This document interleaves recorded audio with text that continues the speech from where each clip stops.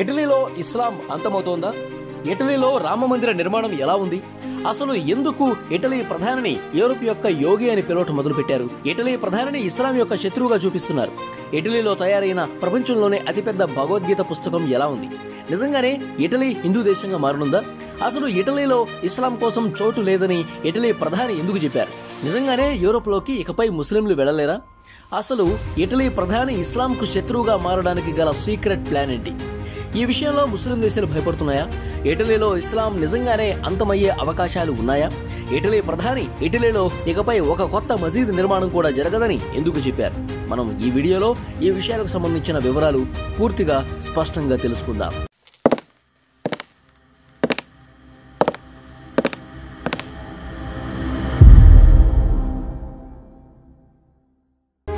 హాలి, అయోధ్య నగరాలలో నిర్మించిన రామ మందిరం గురించి ప్రపంచవ్యాప్తంగా విజయవంతమైన చర్చ భారీ స్థాయిలో నడిచింది.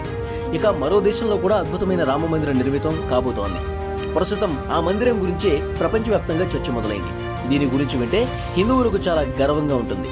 ఈ మందిరాన్ని చూస్తే ప్రస్తుత కాలంలో మన సంస్కృతి, సభ్యత యావత్ ప్రపంచంలో తన ఉనికి చాటుకుంటోందని అనిపిస్తోంది.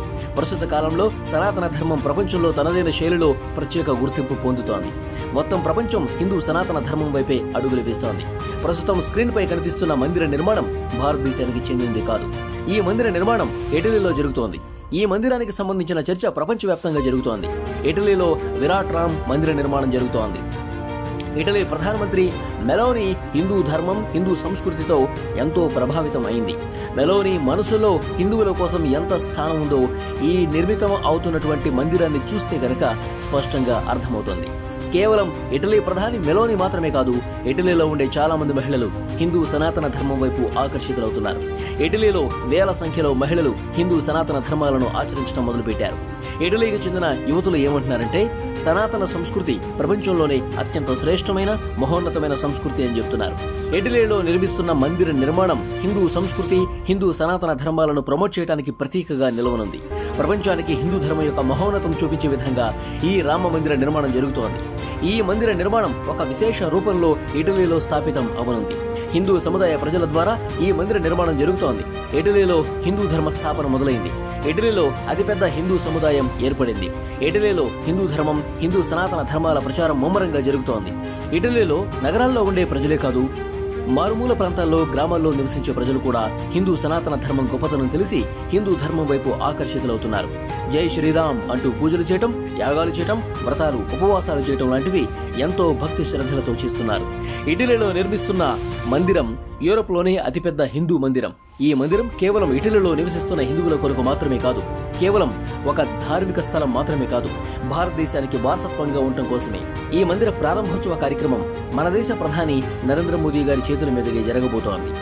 ఇటలీ సంప్రదాయ పద్ధతులు భారతదేశ సంప్రదాయ పద్ధతులకు చాలా వ్యతిరేకంగా ఉంటాయి. అయినప్పటికీ హిందూ సనాతన ధర్మం ఇటలీలో తన ఉనికిని స్థాపిస్తోంది. ఇదంతా సనాతన ధర్మంలో ఉండే గొప్పదనమే. అందుకే ప్రపంచమంతా హిందూ సనాతన ధర్మాన్ని స్వీకరించే వారి సంఖ్య భారీగా పెరుగుతూ పోతోంది. ఇటలీకి చెందిన యువతులలో చాలా మంది హిందూ సనాతన ధర్మాన్ని స్వీకరించి ఆచరిస్తున్నారు. వీరి అభిప్రాయం ప్రకారం ప్రపంచంలోనే హిందూ సనాతన సంస్కృతి గొప్ప సంస్కృతి అని చెప్తున్నారు. హిందూ ధర్మం ప్రపంచంలోనే గొప్ప మరియు మానవతావాది. ఈ కారణం వల్లనే యూరోప్లో హిందువులు ఎక్కువగా నివసిస్తున్న బ్రిటన్ తర్వాత ఇటలీ యూరోప్ యొక్క రెండవ దేశంగా మారింది. అసలు ఎందుకు ఇటలీ ప్రధాని మెలోనీని యూరోప్ యోగి అని పిలుస్తున్నారు? ఇస్లాం యొక్క శత్రువుగా చూపిస్తున్నారు. మీడియా రిపోర్ట్స్ ప్రకారం ఇటలీ ప్రభుత్వం దేశంలో ధర్మ పరివర్తనాన్ని ఆపటం కోసం తయారు చేసిన మాస్టర్ ప్లాన్ గురించి తెలిస్తే ఇస్లాం ధర్మాన్ని పాటించే వ్యక్తులు భయపడాల్సిందే. ఇటలీకి చెందిన అతి కఠినమైన నేత జోర్జియా మెలోనీ ఇటలీ యొక్క మొదటి మహిళా ప్రధానమంత్రి మెలోనీ రాజకీయ పార్టీ బ్రదర్స్ ఆఫ్ ఇటలీ ఒక కొత్త బిల్లు తీసుకొచ్చింది. ఈ బిల్లులో ఏముందంటే, దేశంలోని ప్రభుత్వ స్థలాలలో, ప్రభుత్వ గోదాముల్లో, ఇతర సార్వత్రిక ప్రదేశాలలో నమాజ్ చదవటంను బ్యాన్ చేయాలనే ప్రస్తావన ఉంది. ఇటలీలో ప్రభుత్వ స్థలాల్లో, ప్రభుత్వ గోదాముల్లో మసీదులు నిర్మించారు. దీన్ని ఆపటం కోసమే ఇటలీ ప్రభుత్వం కొత్త చట్టం తీసుకొచ్చింది. మీడియా రిపోర్ట్ ప్రకారం ఇటలీలో ఉండే మసీదులకు ఫండ్ ఎలా వస్తుంది, మసీదులు ప్రభుత్వ స్థలాల్లో నిర్మించారా అనేది తేల్చి ఆ బిల్లు పాస్ అయితే చట్టవిరుద్ధంగా నిర్మించిన మసీదులను శాశ్వతంగా మూసివేయనున్నారు. ఇటలీ ప్రధానమంత్రి మెలోనీ పూర్తిగా ఇస్లాంను విరోధించే మహిళ. ఇస్లాం పట్ల ఈమె వ్యవహార శైలి దాదాపుగా ఉత్తరప్రదేశ్ ముఖ్యమంత్రి యోగి ఆదిత్యనాథ్ లాగే ఉంటుంది. మెలోనీ ఎలక్షన్స్ ప్రచారంలో తన వ్యవహార శైలిని స్పష్టంగా చెప్పి భారీ మెజారిటీతో విజయం సాధించి ప్రధానమంత్రి అయింది. మెలోనీ రాజనీతి ధర్మాలను, దేశ చట్టాలను గౌరవిస్తూ తన దేశ ప్రజల ప్రియమైన నేతగా మారింది. ఎలక్షన్లో ప్రచారంలో మెలోనీ ఏం చెప్పిందంటే, ముస్లిం దేశాలలో గృహ యుద్ధం జరిగితే ముస్లిం మహిళల, చిన్నపిల్లల ముఖాలు ప్రపంచానికి కనిపిస్తాయి. కానీ శరణార్థం కోరే సమయం వచ్చినప్పుడు ఎక్కువ సంఖ్యలో పురుషులే శరణార్థం కోరేందుకు ముందుకొస్తారు. అయితే ప్రధాని మెలోనీ ఈ పురుషులను శరణార్థులను ఒప్పుకోలేదట. ఆమె ఏం చెప్తుందంటే, ఇటలీ దేశానికి ఆ శరణార్థుల నుంచి పెను ప్రమాదం పొంచి ఉంది. ఈమె ప్రధానమంత్రి అవడానికి ముందు ఒక మసీదు ఆందోళన కార్యక్రమంలో పాల్గొన్న మెలోనీ భవిష్యత్తులో ఒక కొత్త మసీదు నిర్మాణం కాకుండా చేస్తామని చెప్పింది. ఎప్పటి వరకైతే కొత్త మసీదు నిర్మాణం జరగదో అప్పటి వరకు దేశంలో చట్టానికి సంబంధించి ఒక కొత్త బిల్లు ప్రవేశపెట్టారట. ఇటలీలో ఇకపై కొత్త మసీదు నిర్మాణం జరగదు. మసీదులో ఉండే ఇమాం గురించి మొత్తం వివరాలు చెప్పాల్సి ఉంటుంది. మసీదులకు ఫండ్స్ ఎలా వస్తున్నాయి, అంతేకాదు నమాజ్ ఇటలీ భాషలో ఉండాలి. ఎందుకంటే ఇటాలియన్ ఇటలీ యొక్క రాష్ట్ర భాష. మీరు కూడా భారతదేశంలో నమాజ్ హిందీ భాషలో ఉండాలని కోరుకుంటున్నారా? మీ కోరికను కామెంట్ రూపంలో తెలియజేయండి. ఇటలీ ప్రధాని మెలోనీ తన దేశంలో పెరుగుతున్న ఇస్లాం ప్రభావాన్ని ఆపాలని ప్రయత్నిస్తోంది. ప్రపంచంలో ప్రస్తుతం జరుగుతున్న పరిణామాలు పరిశీలిస్తే ప్రపంచంలో ఉండే దేశాలు ఇస్లాంకు క్రమంగా విరోధులుగా, శత్రువులుగా మారుతున్నాయి.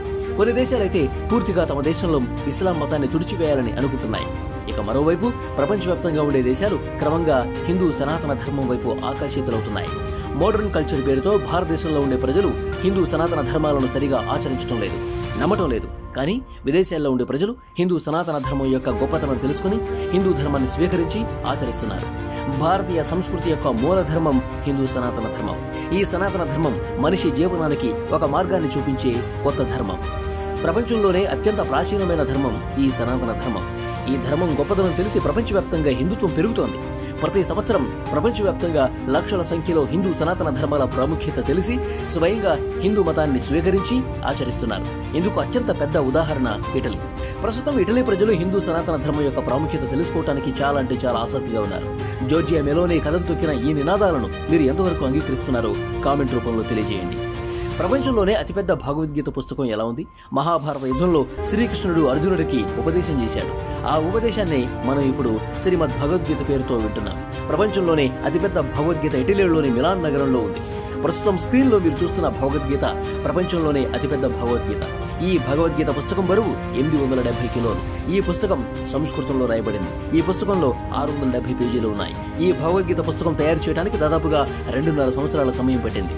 ఈ పుస్తకంలో ఉండే ఒక పేజీని తిప్పడానికి 4 సహాయం అవసరం. ఈ భగవద్గీత తయారు చేయడానికి 1.5 కోట్ల రూపాయలు ఖర్చయింది. ఈ పుస్తకంలోని పేజీలు సింథటిక్ పేపర్తో తయారు చేశారు. ఈ పుస్తకంలో ఎన్నో రకాల మెటల్స్ కూడా ఉపయోగించారు. ప్లాటినం, గోల్డ్, సిల్వర్ లాంటివి ముఖ్యమైనవి. ఇక ఈ భగవద్గీత పుస్తకం కవర్ పేజీని బంగారంతో తయారు చేశారు.